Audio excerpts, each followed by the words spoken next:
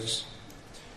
Thanks as well to Secretary Scott Bessent, Howard Lutnick, and Chris Wright, U.S. Trade Representative, Jameson Greer. They're all doing such an incredible job. Ambassador Callista Gingrich, who is here, doing a fantastic, really fantastic work. Thank you, Callista. And many other members of my administration who are so committed to peace, and they're also committed to great success. Very importantly, let me recognize the very first group of distinguished members of the Board of Peace. They will be introduced by name in just a moment. Caroline will be doing that introduction. And to each and every one of you, we are truly honored by your presence today. Leaders of countries, in most cases very popular leaders, some cases not so popular, but that's the way it goes in life. Thanks as well to President Karol Nawrocki of Poland, who's a fantastic man. He just won a very big election. I'm very proud of him.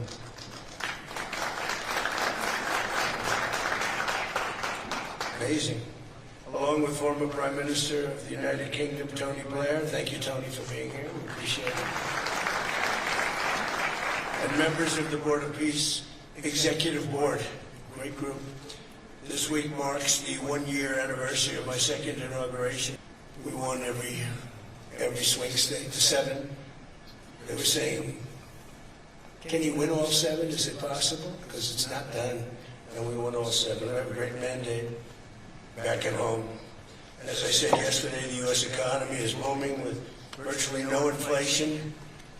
It was 1.2% for the last 3 months. And we inherited the worst inflation in the history of our country. And we have economic growth now of 5.4%, looks like. And I think that number can double and triple if we do the right things.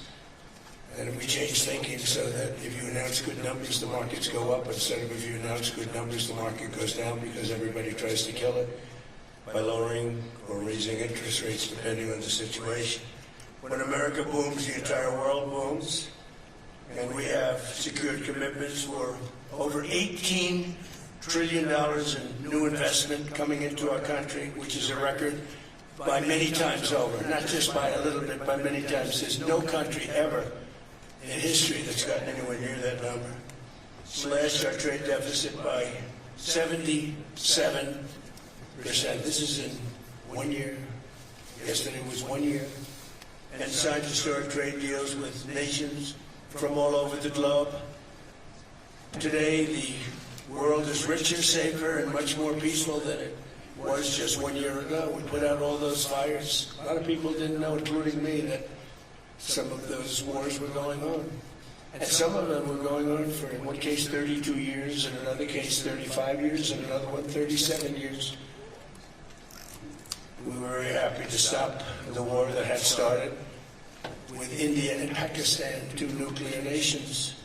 And I was very honored when the Prime Minister of Pakistan said President Trump saved 10 and maybe 20 million lives by getting that stopped just before bad things were going to happen. As president, I ended those 8 wars in 9 months, including Cambodia and Thailand. And by the way, many of the leaders are here.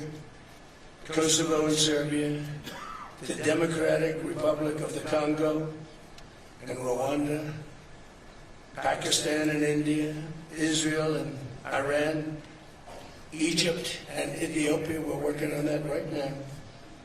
I met yesterday with a very good general and a very good leader of Egypt. We're working on a dam that was built which precludes the Nile River from getting water. It's a little tough situation. But we'll get that settled. I really had it just about settled in my first term, and then we had a rigged election. It took me out of commission for a little while, but here I am back. We'll get it settled. But it's a pretty tough situation. The dam was built, and the water doesn't come down to the Nile. When I think of Egypt, I think of the Nile, but I think of the Nile with water in it. Armenia and Azerbaijan. I mean, a lot of these leaders have become my friends. They become my friends. They're here. And of course, the war in Gaza. which is really coming to an end.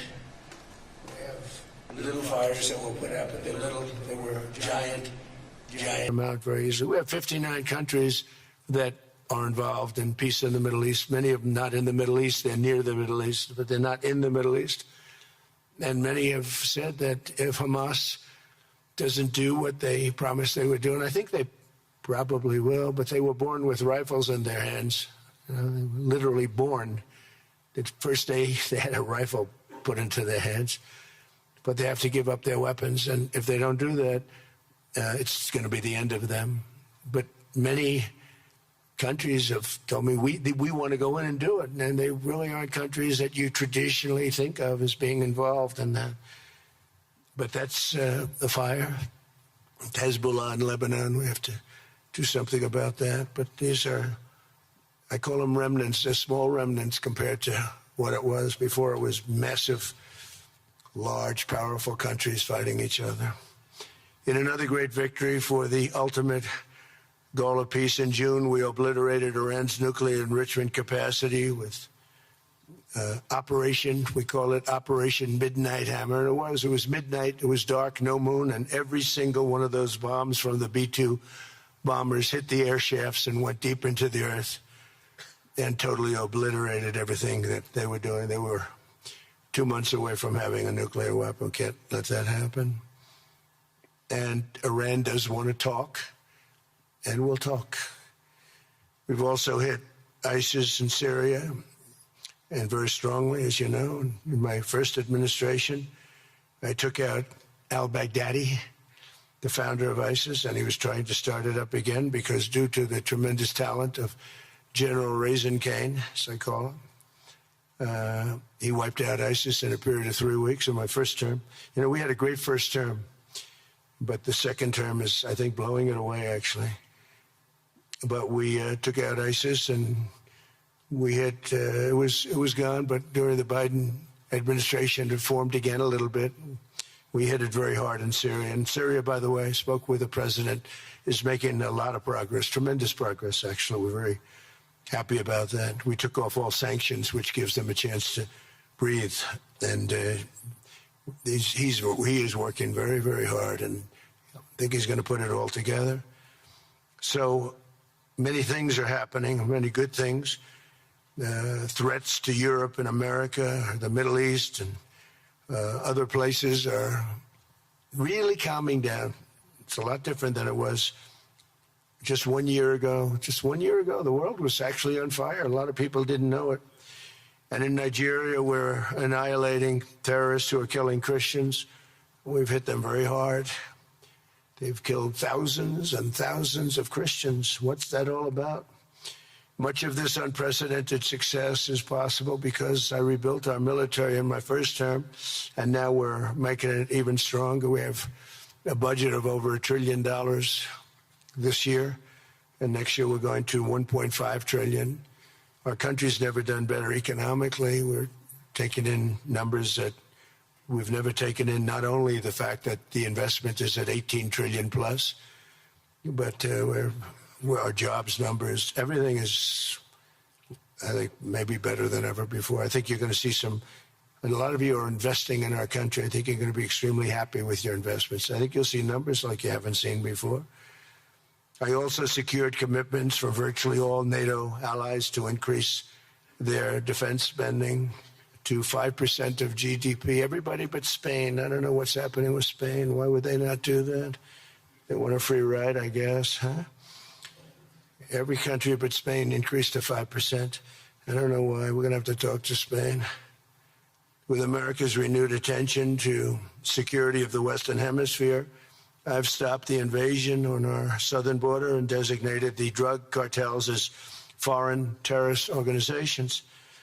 And you probably saw that we've virtually stopped almost 100% all drugs coming in by water. And now we're going to stop them on land. The land is easy. The water is tough. But that's down now. I heard it just last night. It was 97. Now it's 98.1%. And we're trying to figure out who are the 2% that are willing to get into those boats. I don't think they watch television or the news. but we've taken out almost 100% of all of the drugs coming into the United States by water.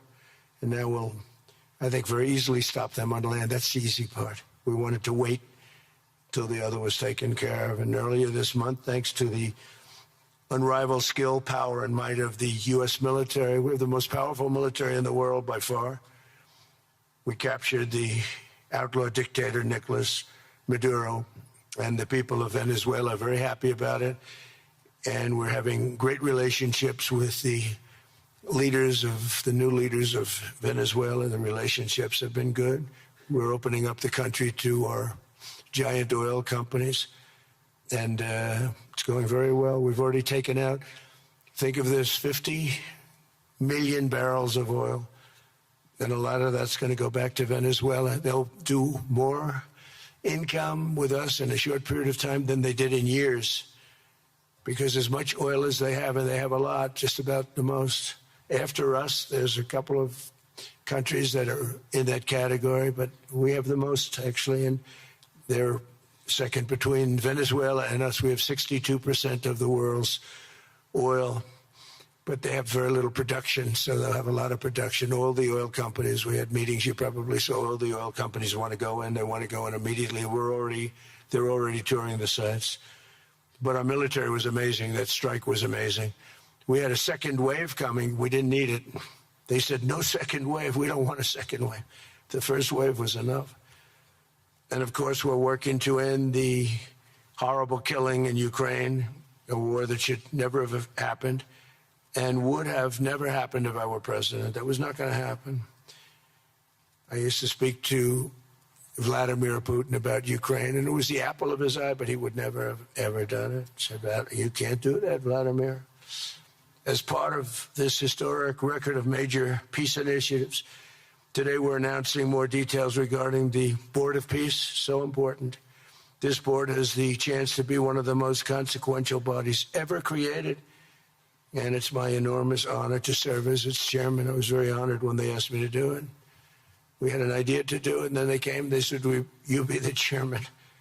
And but I take it very seriously. We have a great group of people and incredible young people that are leading it from within. It's running beautifully, started already. And every country, just about every country, wants to be a part of it. And we just sent out the letters a couple of days ago, and these are just the countries that are here. They happen to be in Davos. So we said, we'd be honored if you wanted to join us up on the stage. And it's really great. They're friends of mine, I think. Let me see. Yeah, every one of them is a friend of mine. A couple I like, a couple I don't like. No, I like, actually, this group, I like every single one of them. Can you believe it? Usually I have about 2 or 3 that I can't stand. Usually I have 2 or 3 that I don't like. I don't find them up here. I like every one of these people. No, they're great people, and they're great leaders. And the Board of Peace is composed of leaders, the top leaders in the world, actually. Last October, we released a plan for the permanent end to the conflict in Gaza, and I'm pleased to say that our vision was unanimously adopted by the United Nations Security Council late last year. Under phase 1 of this plan, we have painstakingly maintained that Gaza, and we're going to have it very strongly, and it's what we have, maintained the Gaza ceasefire, delivered record levels of humanitarian aid. We've given aid. You know, you used to hear all the people were starving, and it was terrible.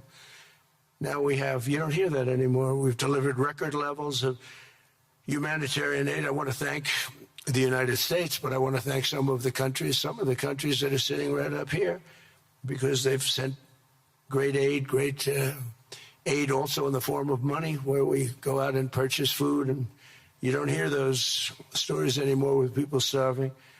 And secured the release of all 20, we secured the release of all 20 living hostages. Now, I want to thank Steve Witkoff and Jared and everybody for working so hard. They worked so hard, but there were 20 remaining living hostages. Now, we got hundreds out, but the last 20, I said, boy, that's going to be a tough one. And I said that a year before, and it was a tough one, but my gosh, some cases it almost seemed more It was amazing, actually, the love and but their boy had been killed in just about all cases, young men. Their baby, their boy had been killed, and they wanted the body of the boy, and it looked like it couldn't be done, and with the exception of one, and we're close on the track of that, we've got them all, every single one of them, which is amazing. It's a rough job. That was a rough job. And I've been very clear that Hamas must return that last remaining deceased hostage as well, and that will be the full commitment. And then we get on to other things, and we're committed to ensuring Gaza is demilitarized, properly governed, and beautifully rebuilt. It's going to be a great plan, and that's where the border peace really started. And I think we can spread out to other things as we succeed with Gaza. We're going to be very successful in Gaza. It's going to be a great thing to watch, and we can do other things. We can do numerous other things. Once this board is completely formed, we can do pretty much whatever we want to do, and we'll do it in conjunction with the United Nations. You know, I've always said the United Nations has got tremendous potential, has not used it, but there's tremendous potential in the United Nations, and you have some great people at the United Nations. But so far it hasn't. You know, on the 8 wars that I ended, I never spoke to the United Nations about any of them. And you would think that I should have. You would think they could have done those 8 wars, but they couldn't have. And they tried, I guess, in some of them, but they didn't try hard enough. But there's tremendous potential with the United Nations. And I think the combination of the Board of Peace with the kind of people we have here, coupled with the United Nations, can be, you know, something very, very unique for the world. It's for the world. This isn't United States. This is for the world. As everyone can see today, the first steps toward a brighter day for the Middle East and a much safer future for the world are unfolding right before your very eyes. Together we are in a position to have an incredible chance. I don't even call it a chance. I think it's going to happen. To end decades of suffering, stop generations of hatred and bloodshed, and forge a beautiful, everlasting, and glorious peace for that region and for the whole region of the world, because I'm calling the world a region. The world is a region. We're going to have peace in the world. And boy, would that be a great legacy for all of us. Everybody in this room is a star, or you wouldn't be here. There's a reason that you're here, and you're all stars. You're the biggest people, the most important people in the world, most powerful people in the world. And when you use that genius that you have, that very unusual, very inspired genius, when you use that for peace, the opposite of peace has no chance. So I just want to say it's tremendous to be with you, and I think this is something that we're doing that's very important. This is the most important. I was so looking forward to being here, and yesterday was a tremendous success. A lot of good things happened, but this was something that I really wanted to be here and do, and I could think of no better place because so many people were together. And now to bring the Board of Peace into full force, I ask Sheikh Isa of Bahrain and Foreign Minister Barita of Morocco to join me in signing and ratifying the Board of Peace Charter. Thank you very much, everybody. Appreciate it. Thank you. Thank you.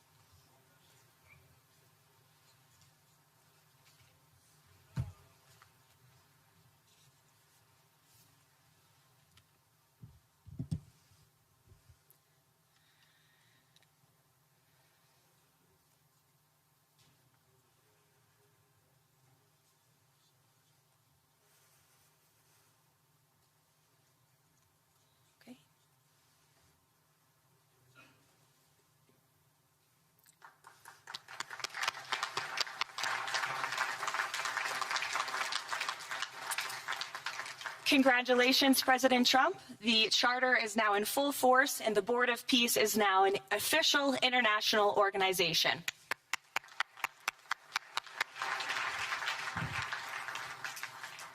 We will now continue the signing ceremonies, beginning with the President of Argentina and the Prime Minister of Armenia.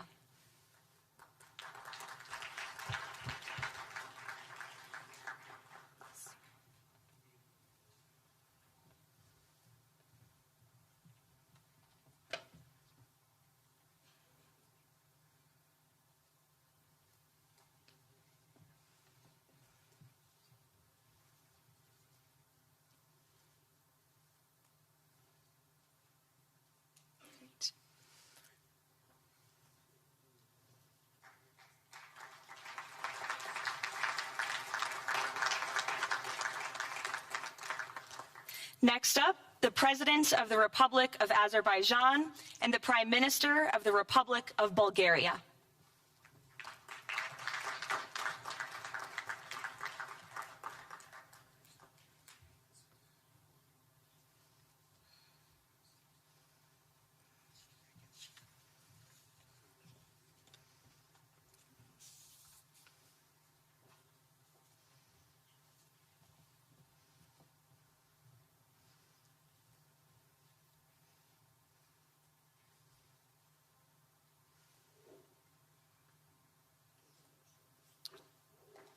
Thank you. Next, the Prime Minister of Hungary and the President of the Republic of Indonesia.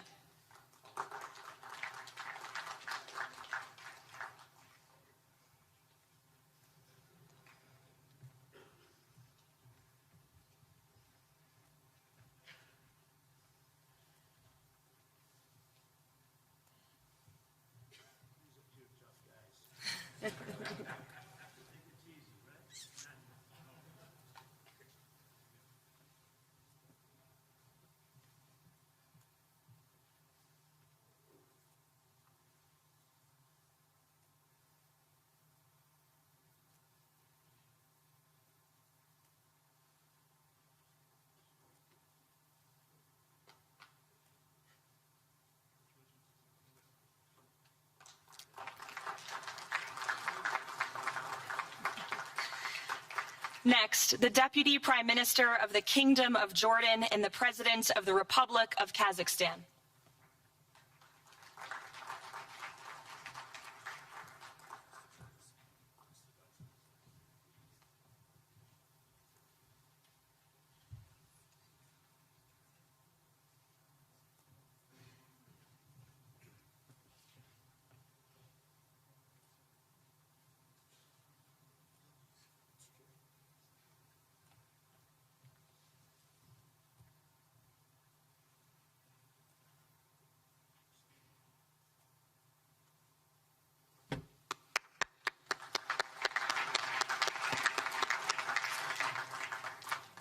Next, the President of the Republic of Kosovo and the Prime Minister of the Islamic Republic of Pakistan.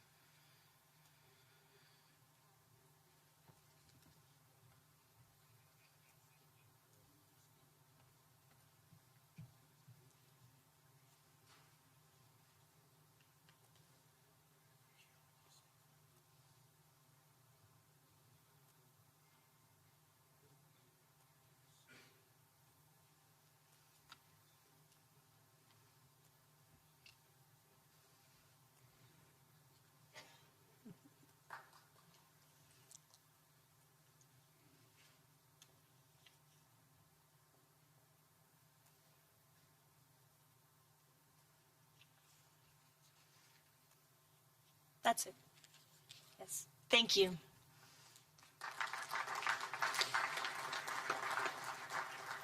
Next, the President of the Republic of Paraguay and the Prime Minister of the State of Qatar.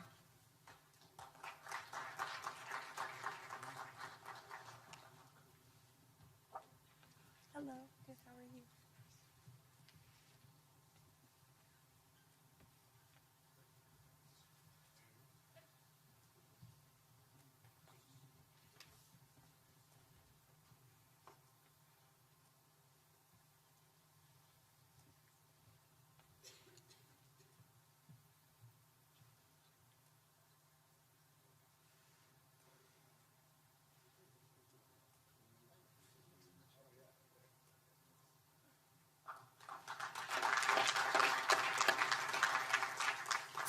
Next, the Minister of Foreign Affairs of the Kingdom of Saudi Arabia and the Minister of Foreign Affairs of the Republic of Turkey.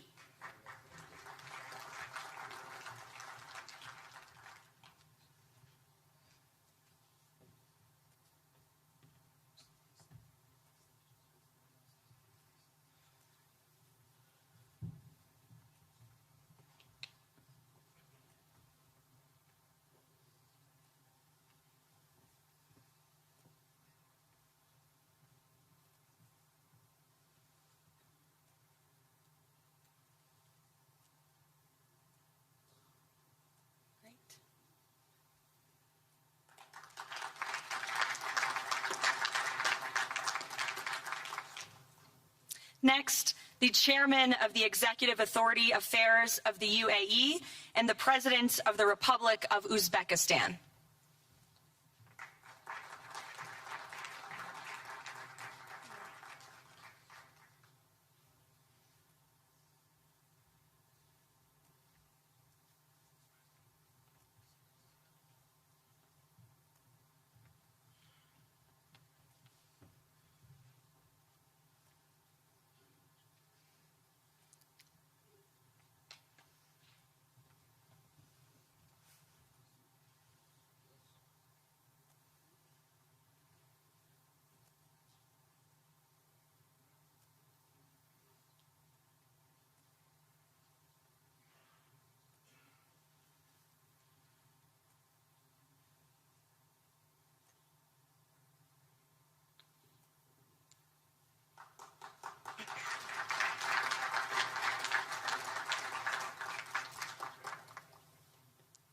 And last but not least, the Prime Minister of Mongolia.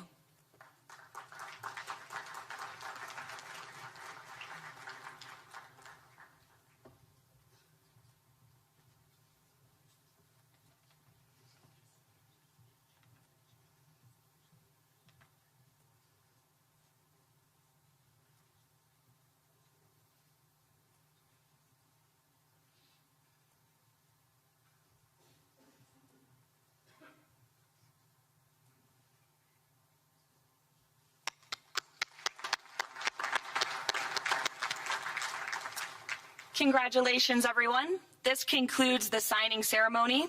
If President Trump and all of the Board of Peace members could please join the President around the table. The President is now going to sign the inaugural resolution that will resolve the Board of Peace's Gaza mandate per the United Nations Security Council Resolution 2803.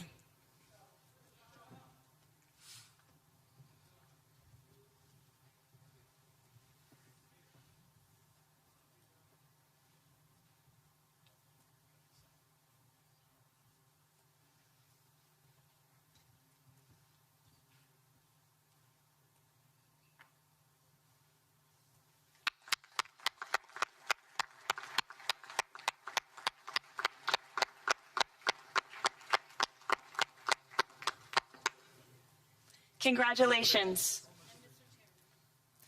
If President Trump and all Board of Peace members could please take their seats in the front.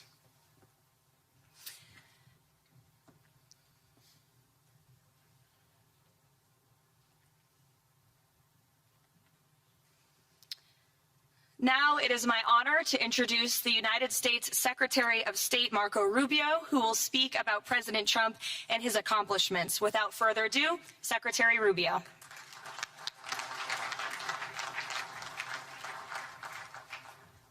Thank you very much. It's an honor to be here today. It's an honor to serve as the Secretary of State during a historic presidency.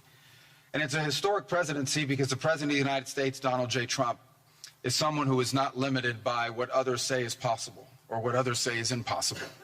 He's not limited by some of the things that have happened in the past, and he's willing to talk to or engage with anyone in the interest of peace, always putting the American people and our national security first, but understanding that in the world that we share with so many others, peace is paramount to all of us. We are here today because of President Trump's vision. If we go back just a few months ago, people thought what was happening in Gaza was impossible to solve. 28 hostages that were dead, others that were still living, all these hostages that were being held. No one thought that that would ever come to a resolution without more fighting and more bloodshed along the way. In fact, frankly, many thought it was intractable.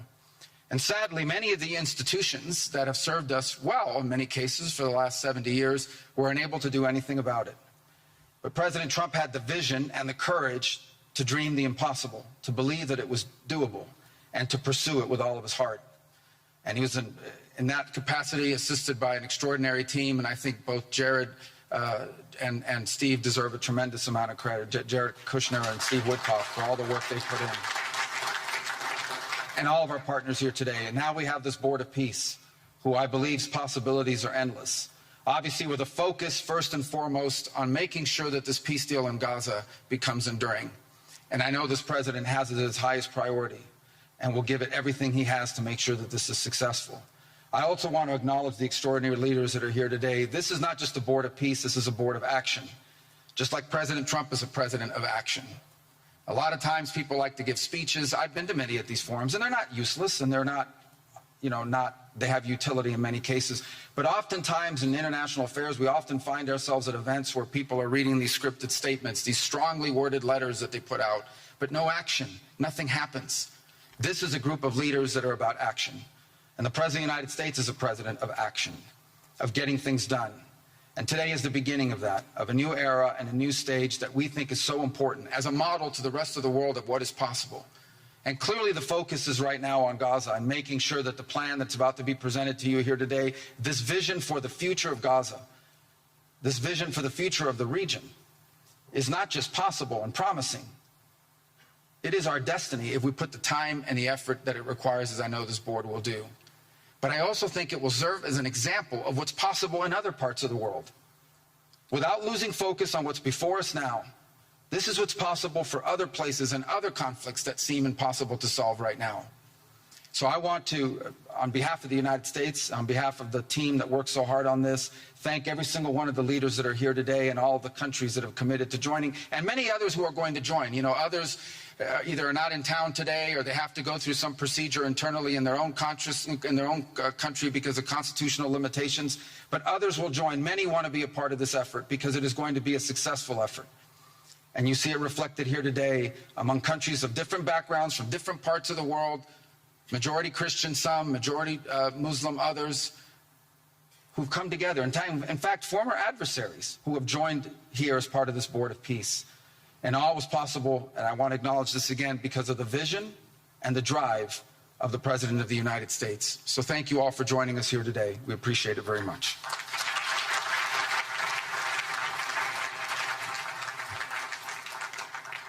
Thank you, Secretary Rubio. Please, if you could now turn your attention to the screens for a video message from the head of the National Committee for the Administration of Gaza, Dr. Ali Shaith. Distinguished leaders, colleagues and friends, it is an honor to be here today. I want to start by thanking President Donald J. Trump and his administration for their intensive efforts to advance peace in the whole region. I also thank Egyptian President Abdel Fattah al-Sisi, Qatar and Turkey as mediators, the Palestinian Authority, and members of the United Nations Security Council for welcoming the comprehensive peace plan. These efforts created the opportunity for a new future in Gaza Strip. But what will really matter is what comes next. This transition will succeed only if it delivers real, tangible improvements in daily life for Gazans. As Chief Commissioner of the National Committee for the Administration of Gaza, it's my responsibility to turn this moment into action, to restore order, to rebuild institutions, and to create a future for the people of Gaza defined by opportunity and dignity, under the principle of one authority, one law, and one weapon. As a first step, I am pleased to announce the Rafah crossing will open next week in both directions. For Palestinians in Gaza, Rafah is more than a gate. It is a lifeline and symbol of opportunity. Opening Rafah signals that Gaza is no longer closed to the future and to the war. I want to be clear, there is much more work ahead, and none of it is easy. The road forward will involve difficult decisions, and setbacks, but this is a real step, and it marks a new direction. Now, I would like to address the people of Gaza. من أرض الكنانة أتوجه الآن بكلمتي إلى أبناء شعبنا الصامد الصابر في قطاع غزة. لقد صمدتم وحافظتم على أسركم وأرضكم خلال سنوات عصيبة هجاف، صبرت أعماقكم وكل الحدود. إن صمودكم الأسطوري له أعظم ما قدمت. Your legendary steadfastness is the foundation upon which we will build our future together. This moment is not for looking back, but for moving forward toward a prosperous and bright future. A future where our children grow up without fear or anxiety, where work is rewarded, schools are opened, and daily life regains stability and security. The coming stage requires the concerted efforts of everyone, but you will not face it alone. Your voices have weight, your actions have impact, and your commitment to peace and the rebuilding of your communities will define the futures of the new Gaza Strip. Step by step, with discipline and determination, we will build a capable Gaza, capable of self-reliance, and we will build it into a center for freedom, opportunity, and peace. اليوم أسأل الأسرة الدولية ليس فقط أن تدعم هذه أسأل by our actions, hold us to clear standards, and stand with the people of Gaza as we take this responsibility for our future. Thank you, ladies and gentlemen.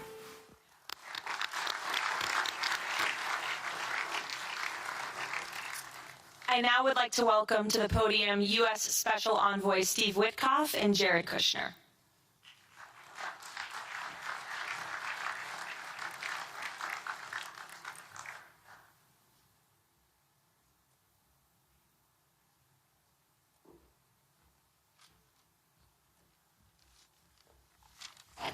Thank you, everyone, and welcome here. This is really my honor to be up here speaking. I remember when the president asked Jared, and of course our great Secretary of State, to work on something that the world thought was impossible and unattainable.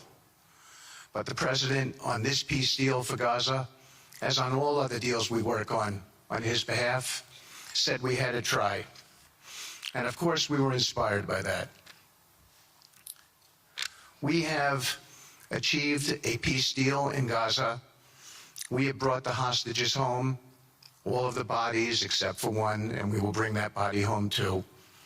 And maybe most importantly, we have created a sense of hope for what the future can bring in Gaza and all other places where the border peace will operate. And I am so honored, Mr. President, to have worked on this on your behalf. I'd like to thank some people who are here with us tonight who have done so much, done indispensable work to bring this deal together. Sheikh Mohammed, my good friend from Qatar, and Ali Al-Tawadi, Hakan, Fidan, and Ibrahim, General Hassan, and Foreign Minister Badr Abdulati, and of course, President Sisi, and Prime Minister Netanyahu, former Special Envoy Ron Dermer, and Michael Eisenberg for all that they did. I would also like to thank our core working group and members of the Board of Peace who have been working nonstop on behalf of this incredible, noble effort, around the clock for months on end, sacrificing time with their families and their own personal lives because they believe in the mission and the vision that the President has set out for us. I'd also like to thank, those people include Tony Blair, Yakir Gabay, Josh Grunbaum, Aryeh Lightstone, Laurent Tankman, Admiral Cooper, General Frank, and I probably have forgotten some along the way. And then perhaps most importantly, I want to thank our administration. We have an incredible team.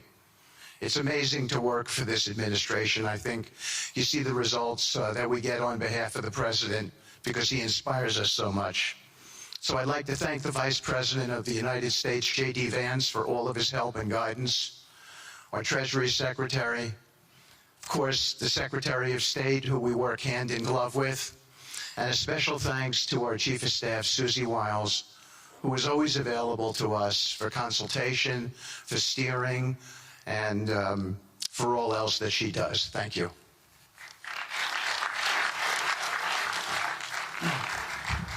Thank you, Steve. And I have to say, one of the great honors for me of being able to work on this has been working with Steve, who really is as brilliant as he is. His heart is tremendous. It's a lot of fun to be with, and even in some of these, very difficult moments where we didn't think things were happening, working together really was an amazing treat. I'm going to go now today just through a couple quick slides just to show you the progress that's been made in the last couple months. It was just over 100 days ago that we got the final deal done, and everyone was celebrating and joyous about the hostages coming home and the end to this long war that nobody thought was possible. And Steve and I were panicking, saying, what do we do next? How do you implement peace? And as you guys know, peace is a different deal than a business deal because you're changing a mindset. And in Israel, there was 2 years of very intense war. For the people in Gaza, there was more than just 2 years of war. They had 20 years of hopelessness being ruled by a terrorist organization. For the people in the Middle East, their hearts were pulled by this. And throughout the entire world, it really was weighing on us. And so we needed to think about, what do we do next? How do we change the habits? How do we change the behaviors? And we really got to work right away. And the team that Steve thanked, including the White House team and the team of volunteers, it's really been an incredible effort, very entrepreneurial. And we really did it in the way. I've been working now with President Trump for 10 years on politics. And what continues to amaze me is that he always takes a first principles approach and says, what's the most optimal outcome? Aim for that. Whereas politicians are always focused on the downside or what could go wrong or how to make it a little bit better. He always says, aim for the best possible and do your best to get there. And if everyone thinks it's impossible, that's even more reason why you should aim for it. And so really thank you for the leadership and the inspiration for doing this. And I think you'll see today we've achieved more than thought was possible. And our ambition is still to go for something, I think, better than most people think is possible as well.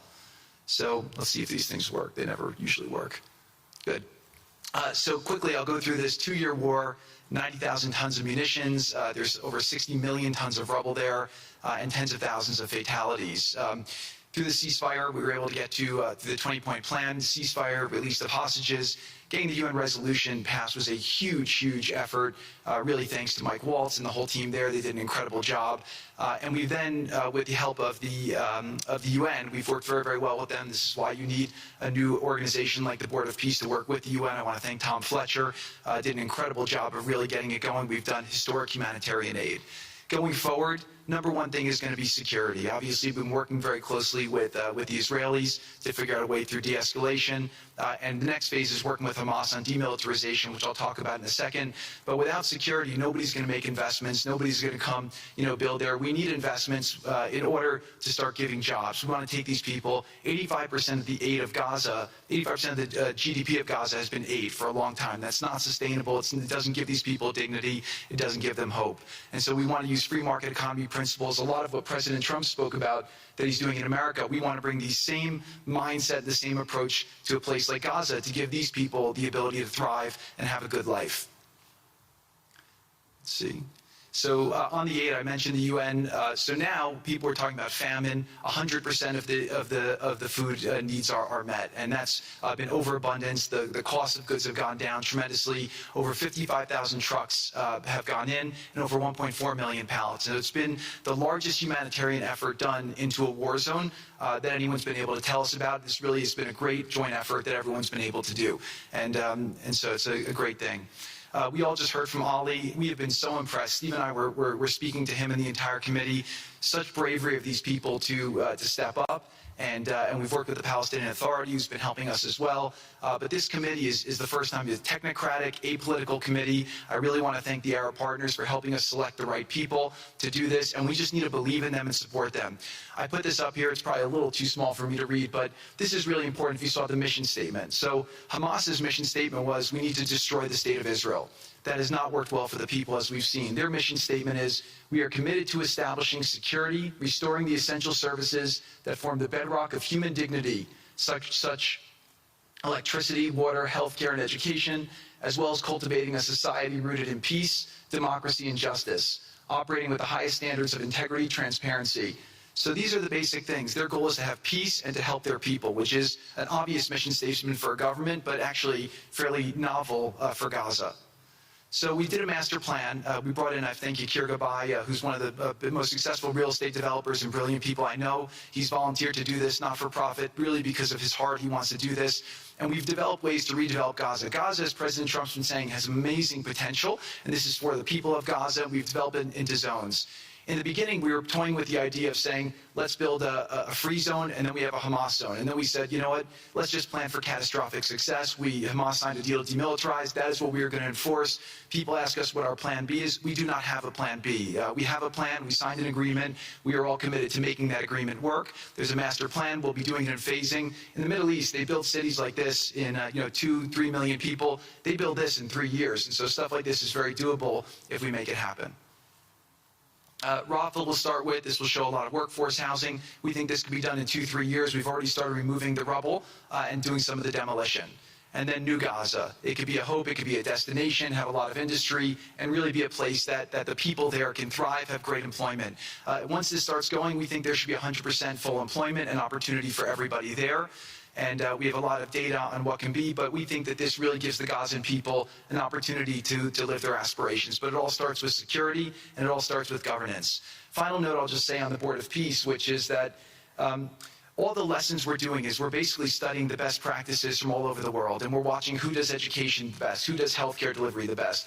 All of these things it's not secret IP. All this is IP that the Board of Peace is going to make public, and we want to encourage all the countries to be able to follow these best practices. A lot of the things that President Trump is doing in America, if they're working, we should all be copying them. If we find what's working in other countries, we should be copying them too. And so what the Board of Peace will have the ability to do, if we're successful with Gaza, is really show how do you do peace implementation, which is something that when we got this deal done, we didn't really find too much expertise or know-how on how to do it. So as we're creating this system, hopefully it's something that we can just document these learnings and make them available to all else who want to use them in the future. So demilitarization, this is something we're starting now. We have a new government in Gaza. This government will be working with Hamas on the demilitarization to really take the principles that were agreed to in the document to the next phase, and hopefully that will be successful. Without that, we can't rebuild. So if Hamas does not demilitarize, that will be what holds back Gaza and the people of Gaza from achieving their aspiration, and that's very important. So the next 100 days, we're going to continue to just be heads down and focused on making sure this is implemented. We continue to be focused on humanitarian aid, humanitarian shelter, but then creating the conditions to move forward. So thank you. Final point I'll just make is this is really only possible because of the work of so many people and President Trump's great leadership. But a lot of you have been asking, how can we help? So the countries have all been incredibly generous. We'll be doing the first conference where we'll announce a lot of the contributions that will be made in a couple weeks in Washington. From the private sector, there'll be amazing investment opportunities. I know it's a little risky to be investing in a place like this, but we need you to come, take faith, invest in the people, try to be a part of it. And then finally, I'll just talk to people on the media and on the social media, which is this deal only happened because we worked with Israel, we worked with Turkey, we worked with Qatar, we worked with Saudi, we worked with Egypt. I mean, everyone worked together. We worked with UAE. We all worked together to make this happen. I see a lot of people trying to escalate, criticizing Israel or Israelis criticizing Turkey or Qatar. Just calm down for 30 days. I think that the war is over. Let's do our best to try working together. Our goal here is peace between Israel and the Palestinian people. Everyone wants to live peacefully. Everyone wants to live with dignity. Let's put our efforts towards promoting those who are doing the work to build this up, like Ali and his committee. Let's focus on the positive stories, and let's just calm down, turn a new chapter, and if we believe that peace is possible, then peace really can be possible. So we're going to continue to work every day. We need all of your help to do it. And again, I just really want to thank President Trump for his leadership in doing this. This would not have been possible without your commitment to this. Everyone thought it was impossible to end this war. You never gave up. You never stopped. Every time there was a setback, you told us to try harder. You gave us different ideas. And we've made several impossible things happen just in Gaza to date. And no reason why we shouldn't be able to make even more impossible things happen. So really thank you for your amazing leadership.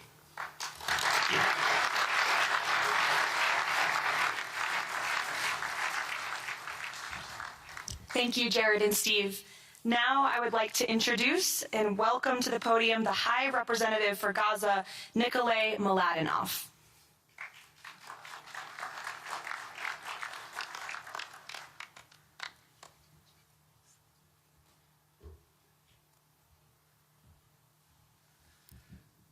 Mr. President, it's a great honor and a massive responsibility for me, for my team, for all of us to be here with you to begin this journey. Who would have thought 2 years ago that we will be sitting here with this group of countries, with this leadership, giving the people of Gaza a new chance? Who would have thought that last Friday I would be sitting, Mr. President, in Cairo with an amazing group of Palestinian technocrats, people who you don't see on the news, people who are not media personalities, but who are experts, who are committed to giving their people a chance in life. And this is what this is all about. For too long, Gazans, Palestinians, and Israelis have lived with conflict, with death, with destruction. Now, the page turns. And whether that page turns successfully really depends on all of us. We have the ingredients for it. We have the leadership of the United States and President Trump. We have a great group of countries joining the Board of Peace and more to come. We have a fantastic Palestinian team on the ground, and we must make it work. Our partnerships are there, our plans are in place, and we need your support. And finally, I look to all of you who are in this room and who are watching this meeting from their screens at home or in their offices. Please put away your talking points for a minute. Please put away your fears. Please put away your concerns. Please stop listening to the rumors and to the gossip. Focus on what we have to do today, because the future of 2 million Palestinians is at stake, and if we give them a chance, we will do more than that. We will create opportunities for 1 billion people who live in the Middle East and beyond, and who are responsible, also who want to see transformation and a chance in life for the future. So please join us on this journey, join the Board of Peace, and join us in supporting this excellent initiative. And thank you again, President Trump and the United States, for taking this decisive leadership forward.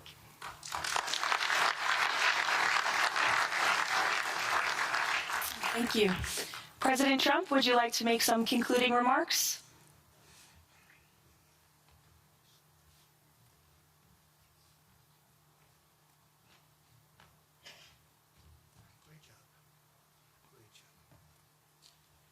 Well, I just want to tell you it's all happening.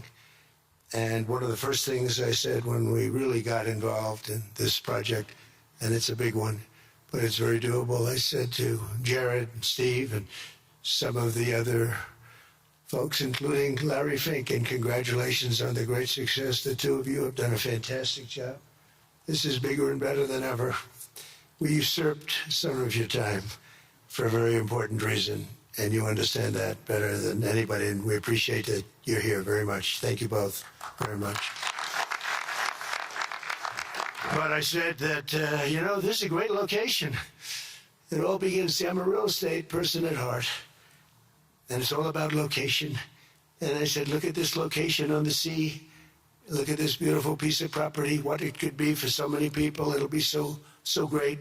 People that are living so poorly are going to be living so well. But it all began with a location. That's the vision. They look out on the waters, and very few places are like it. So we put together a team that's outstanding, a team that's done it before, a team that I think has done tougher jobs. If you want to know the truth, we've done some tough jobs. And we continue to, as far as the United States is concerned, we're behind it. And the United States has never been stronger, never been bigger, better. It's doing really well. You see that, building thousands of businesses, plants, factories all over the United States are right now under construction. Nobody's ever seen anything like it. And this is just an honor to be involved with this, and to be involved with the great people in this room and the great leaders that are sitting on stage. We thank you very much. And we have many others that have signed up, and they all want to be members of the Board of Peace, because it really will be important. This is not going to be a waste of time. We waste so much time on things that never happen. This will happen, and it's already happening. Thank you very much, everybody. It's a great honor to be with you. Thank you. Thank you.